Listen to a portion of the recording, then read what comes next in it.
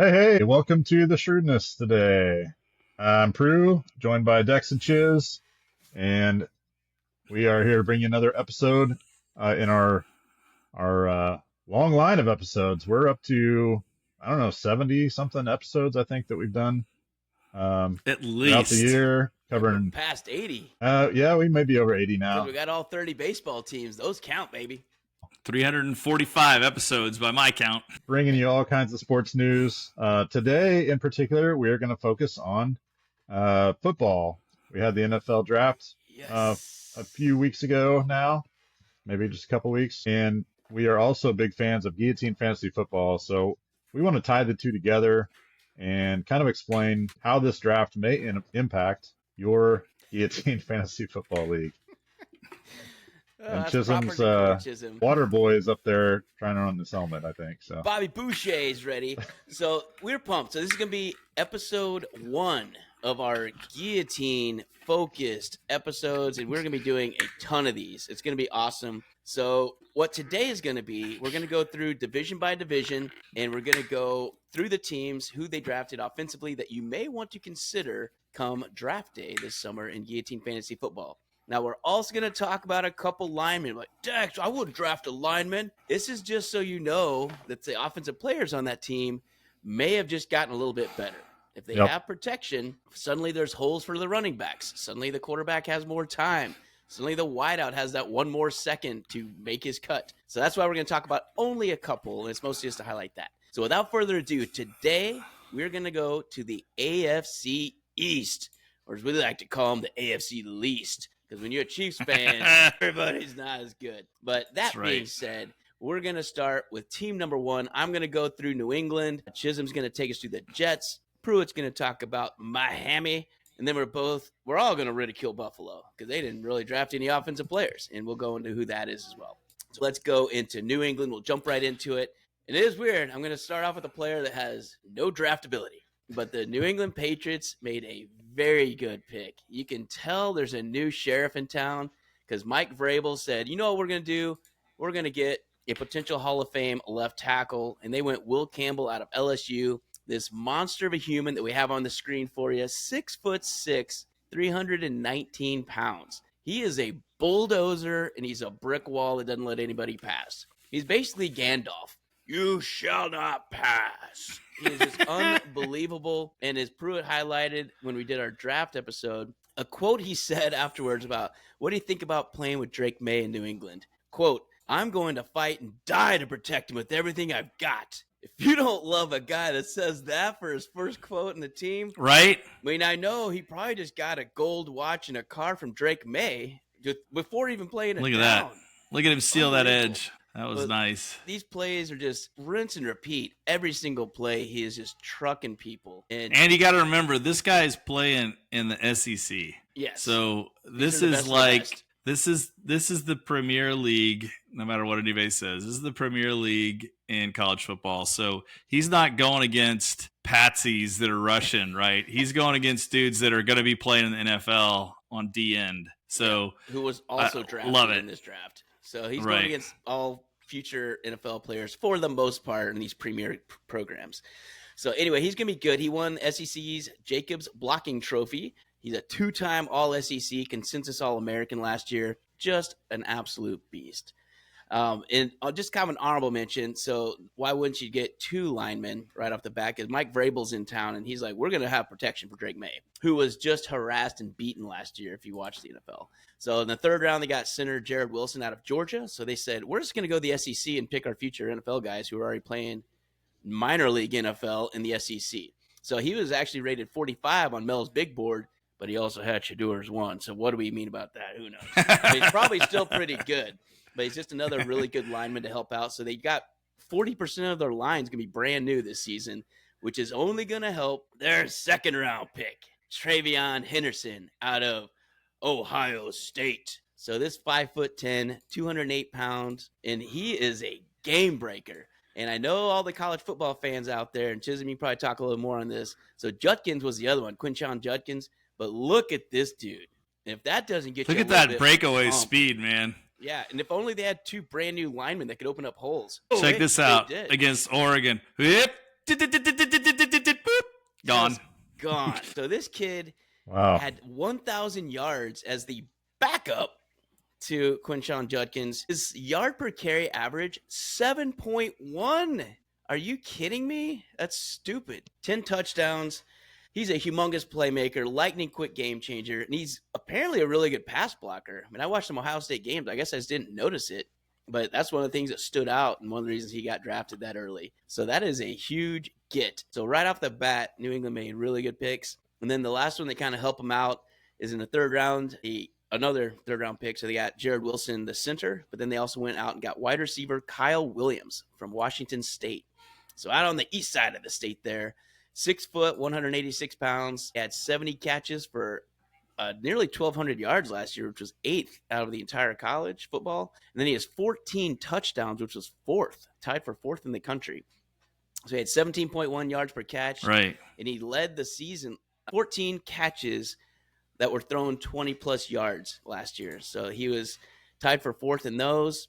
And apparently the kid just loves football, which when I'm drafting players, that's all I want. I want dudes that love football. I will take a little bit less hype to get the dude that's going to be more consistent. So his deal, and I really like this, and we talked about this probably during, I think, December when all the bowl games started going in January. You had a lot of players that just decided not to play for their team's bowl games because they don't want to get hurt. Kyle Williams said, no, not me, friend. I love this game. You don't have to wonder if I'm playing. He showed up and balled out. He had 10 catches and 172 yards against Here it Syracuse. is in the DirecTV Holiday Bowl. Bye-bye. But look at that. He's just a game baby, man. He's awesome. That was some bad tackling, but yeah, he did pull away. Yeah. It is, but this kid gets open, and you can tell. Just watch him play. He's got the speed to break away, and he's going to make an impact, I think, sooner than later. And here's who he has to compete with. So when we're looking at ahead toward the summer draft for your guillotine leagues or just fantasy football leagues in general, he's going to be joining Stephon Diggs, who's coming off an injury, Mac Hollins, the barefoot wonder from Buffalo, Jalen Polk from LSU last year, so that's a rookie last year. Jalen Polk, and then Demario Douglas. So are there wideouts in the room? There absolutely is. But this kid, I think he's going to play his way onto a spot and be one of those top 3 players all season long. So I'm pretty excited about this. And watching Drake May with no line last year, and to now have a stud running back, a potential beast, probably a mainstay left tackle forever, and a really good value center, I think that offense is going to look way better. Plus Mike Vrabel, right? I think we're all on that page. Totally. Speaking alone, I think Shrewdness agrees that Mike Vrabel's a great coach, and that team's going to be instantly better. They did a lot from a fantasy standpoint, I think, to make their team a lot better than what they've been. So Absolutely. it's gonna be interesting. They're probably the top in terms of fantasy impact in the division, but we are going to talk about some of the other teams because there are some things in here that we want to cover off on. Buffalo, for instance, they did not get much help, as we discussed. We're not going to spend a ton of time on Buffalo because they didn't spend a lot of time thinking about offense, but they did get tight end Jackson Hawes, who is primarily known as a blocking tight end. Which is gonna great pull for up James some... Cook. So if you got a James Cook and you like him, you have him in Dynasty or you want to get him for your Guillotine team, that's really helpful when you have a tight end that's going to blow open holes. Right. One of the fun stats for him that I thought was interesting in researching this guy, 0 blown blocks in 2024 out of 384 plays. That's 0 blown blocks. I mean, that's... He's a great blocker. Now, what you see in the highlight, I'm showing the highlight reel here. That right there is probably his most athletic catch all season that I just showed you. He's not a super quick cutting type guy. He's not gonna he's not like a Travis Kelce type tight end. He is definitely a blocker, but he doesn't drop the easy pass, and he's not going to go down easy. I mean, he's a big dude. He's not going down easy. He's an old school. I would call him an old school tight end. Back in the NFL days when you had a. So, do you guys remember Jimmy Kleinsasser? Totally. From Minnesota, but I think he played at North Dakota or North Dakota State or something. He reminds me of that. Just watching these highlights, he just kind of trucks people, and he'll make the catch. But he's not going to take one the distance. This dude's never going to go for a 70-yard touchdown. Or Mercedes Lewis for the Packers. Yeah. Remember that dude? Yeah, totally. Just like you see him. He does these little slip. he's catch the ball, turn up field. That's the kind of guy he is. But you're right, Dex. From a fantasy standpoint, he definitely helps the running game, and that's something to think about. So that's one of the things that we wanted to highlight with him. Then they also drafted a wide receiver in the 7th round out of Maryland, a guy named Caden Prather. I'm going to pull up his stuff. Somebody want to talk a little bit about him while I'm pulling up? 6'3", so good size. Had 4 touchdowns, 11 yards per catch for Maryland last year. Big Ten, obviously a good conference with the Ohio State champions. So it's not easy. That was probably arguably the best conference last year, even though it's always SEC. But if you made an argument for the Big Ten last year, you would not be wrong. No, they were definitely a good conference last year. So he played against really good competition. He goes and gets the ball for sure. That's one of the things people liked about him. He does have really good range. Not quite as fast as some of the other receivers in the draft, but you can tell from these highlights he's not slow. No, he looks pretty quick. and there's quickness and there's straight ahead speed, right? And I do think he's very quick. Yeah. So shiftiness versus gonna burn you deep speed. But I do like the way he goes up and gets the ball. He competes for the ball. I think Josh Allen's gonna make him look really good too. So when you get a guy like this who goes and wins the ball, and you got Josh Allen throwing to him, I think it's a really good late round pick for them for sure. Absolutely. All right, Pruitt, what do we got for Miami? Who do they got down there that they drafted? Yeah, let's talk about Miami. Over Miami. So the first 5 rounds, their only offensive player was a lineman. And I'm going to try to not butcher his name. Jonah Savanea, something like that. That sounds pretty good. No one will know. That sounds pretty good. Out of Arizona. Yeah. We're going to go with Savanea. Savanea. There we go. I think that's Savanea. I'm going to go with that. Nice. Final answer. So Tua likes that. So Tua likes having another lineman, but then does he have anybody to help him out skill positions? Yeah. So then like I said, the other first round, then they didn't have a 3rd or 4th round pick. 5th round picks were all defensive players. Finally, in the 6th round, they picked a guy up out of Oklahoma State, Ollie Gordon II, and I think Chiz has some highlights of him. Much better football player than Ollie Gordon I, by the way. Yeah, I know that guy. Brutal. So he's a downhill runner. You're gonna see him mostly straight ahead. Boom. He's a big dude. He's gonna bowl over people. Yeah, he's tall, 6'1". Yeah, 26. Yeah. For a running back, he's a big, thick dude. Yep. And they said a lot of downhill running, and then he's also a good pass catcher. They said. Yep, as you see right here. Yeah, so that was a wide receiver. That was a wide receiver type catch right there. Yeah, he doesn't seem to have wheels though. So when they say downhill, it's almost like he needs gravity to help him out because he only has a 4.6 40 time. Yeah. I feel like there's some linemen that are in there, and these days there's some tight ends that can hang with that. I think for sure. So for sure, linemen are 5'0" or 4'9" maybe something like that. But so the dude's not slow.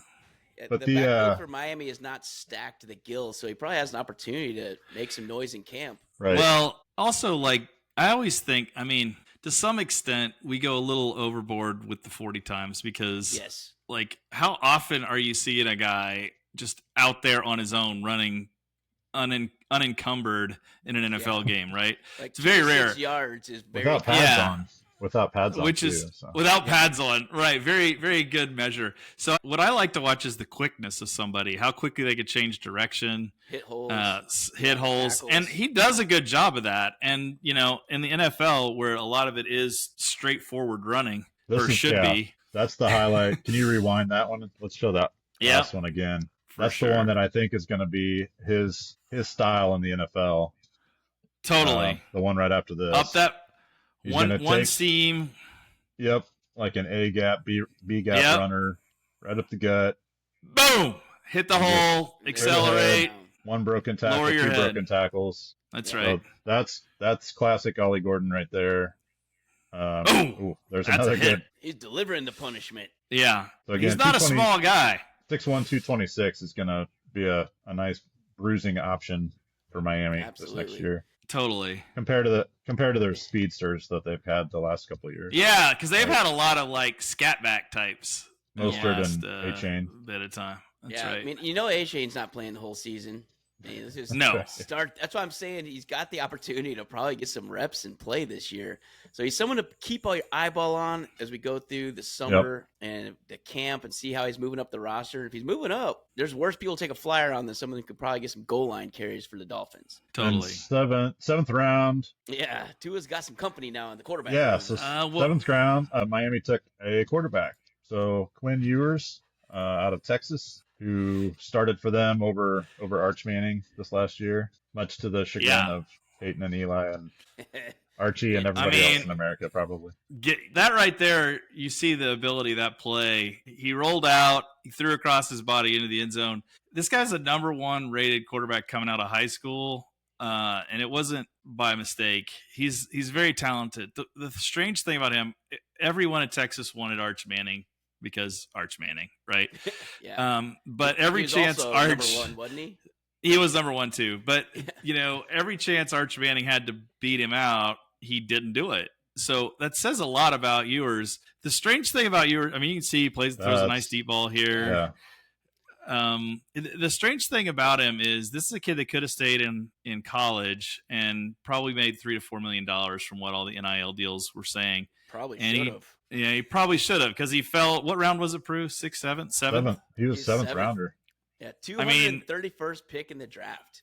That I mean, honestly, I think is a steal. I do think this is a lot of Tua insurance given his history. Yeah. They want a guy who could come in. I don't think they're intending him to push Tua. I don't think they think he's got a chance, which is probably the best scenario for him because he didn't ever quite live up to billing in college. I mean, don't get me wrong, 95% of college teams would love to have the guy on the team, but he just never was like next level like you expect the number 1 guy to be. Makes all the throws. I think he's a great pick in the 7th round, honestly. I think so too. If you look at those last 2 or 3 clips there, on that one too, he's had really good footwork. Some of those earlier ones look like he's got happy feet or kind of short striding. Yep. Some of that stuff, but he does step up and throw a nice ball. And a lot of these, without much effort, it looks like he's throwing the ball 30 or 40 yards down it's the a field, very you're right, Prue. It's a very easy motion that he has. It's not like he doesn't look like he's heaving it. It looks like he's just like, oh yeah, I'll just make a nice little, some good throws on the run. So a lot of good stuff. Kind of wrap this one up. That's kind of the main players we're going to be looking at for offensive potential for Guillotine and Fantasy Football this summer when you're doing your drafts. Just want to give you like an early kind of look and people to pay attention to during the summer camps. Again, see how they're moving up, and when you're watching all the stuff on NFL Network, like, oh, I heard about this guy. Just see how they do, because they might need to be on your radar. Because for Guillotine Fantasy Football specifically, you draft deep. You will be. Yes. It is a ton of people. There are 18 teams, yeah, and they are deep. So we'll go into that later, but these guys you need to know of. You need to know of them. Kind of stuff, but yeah, 14 rounds and 18 teams. The talent comes out quickly. There's one. We skipped the Jets. Let's talk about the Jets real quick. Yep. I mean, it's easy to skip the Jets, right? It is easy to skip the Jets. A lot of people are going to look right past the Jets, and with good reason. And well, they got Justin I got Fields. something That's a deal. I know. To honor their early pick here. This is not by accident. The big people mover, Armand Mimbu. I believe the way Dexter described him is a large human being, right? He is a large human being. A big, fast and he's a human. fast, large human being. So here we've got a little bit of him. And really, it's simply because he is an incredible blocker. So if you're looking at the Jets and you're looking at their see how I like this one because he comes off a guy here. You can see this is what you look for in the NFL. He goes to the second level, right? Blocks first guy, then second guy. Boom. You get a guy that could do that in the NFL. That's huge. And he's, a guy who just continued to develop. He was not highly recruited actually out of high school. He was just big and fast. And then they said, hey, let's teach him. And he has definitely developed at the college level. So, yeah. So he's kind of like the blind side, right? He's just this big dude. Yeah. I think, again, same thing. He wasn't really highly recruited. And then all of a sudden he just got better and better. And then he became sixth pick overall, fifth, somewhere in there. The Jets got him. He just kept, and at the end he just kept going 7. up. Like he kept raising up the boards as they got closer. 7 overall. And then the other guy that we wanted to point out, and I can take this off now, is Did you ever really have it on? Not really. My head is in case you didn't know, Shrewdness listeners, my head's rather large. You got a big melon. And, got a lot of hot air in that thing. There's a lot of hot air in that melon. So the other guy they drafted is a guy who, if you're old like us, and judging by our statistics, most of you are, you knew. You watched this guy's dad play. And his Uncle Zach. Oh, that's right. Yeah. And Zach and Jason. So tight end Mason Taylor, don't call me Jason Taylor, out of LSU. He kind of got a lot of his dad's genetics, as you would imagine. So 6'5", 255. He had 55 catches for 546 yards, and he was LSU's all-time leading receiver among tight ends. So that's saying something. That program's been around a minute, and they've been really good for a lot of Yeah, minutes. I'd say. So that's pretty cool. And new Jets quarterback Justin Fields, if you look at his stats and look at his track record, he loves throwing to tight ends. He's just he's going to be looking for him. You're right. So yeah. I think that's going to be a pretty kind of a sneaky one just to pay attention to. And again, he's a second-round pick, 42nd pick overall. They're going to use him, and he's a great route runner with great hands, apparently. So he does have great hands. He needs to be on your target list for those late rounds when you have someone that can be a flyer. And as we'll get more into it when we get closer to guillotine season, you need someone that's got at least a high floor. And 3 catches for 40 yards. 25 yards, 30 yards. Yeah.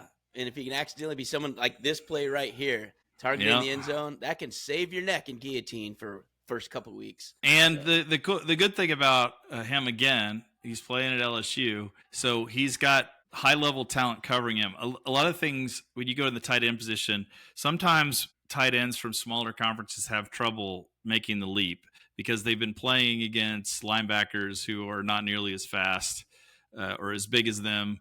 And then they get to the NFL and they're playing against somebody that's just as big and just as fast as them when they get to the NFL. That's not going to be the case with Mason. He's had high quality guys covering him for 4 years. So this will be a really, I like him as a later round pick. He's probably not going to be that open in the NFL ever. No, surely not. Nobody within 15 yards. Alabama and Georgia, mind you. Right.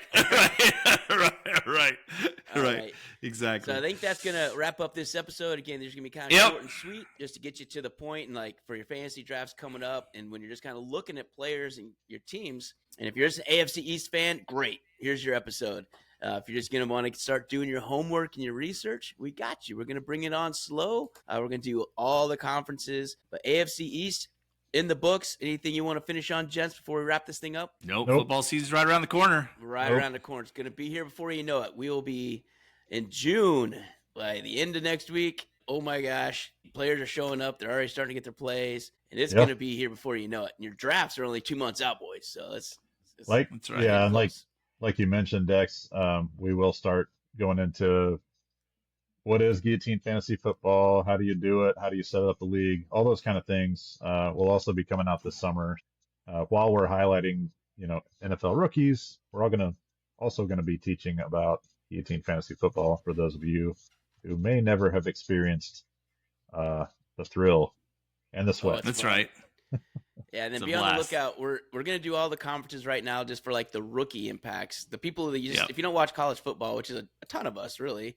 I mean, some people you'll know the main ones. You'll know the 5 people they talk about, but you won't know the rest. You're not going to know the Kyle Williams of Washington State. The Ollie Gordons out there. Yeah. Dave Prathers out of Maryland. So I just want to get these guys on your radar. But we'll do a team by team. We're going to be going like quarterbacks, reviews, running backs, wideouts. We'll do kind of like a team. What coaches did they get? Why are they going to be better this year or worse? Right. So we're going to go into all of that stuff as we go forward. That needs to go later in the summer as we get closer when teams start shaping out their roster and setting their depth charts. That's right. So. We'll have all your rankings before the draft season really gets going. So they'll all be out before probably first week of August, somewhere in there. So be on the lookout for those. But thanks for joining us. Appreciate it. Thanks again for the intro, outro music by Scotty Morrison. Thank you all for following, liking, subscribing. Until next time, stay shrewd. Stay shrewd. Stay shrewd.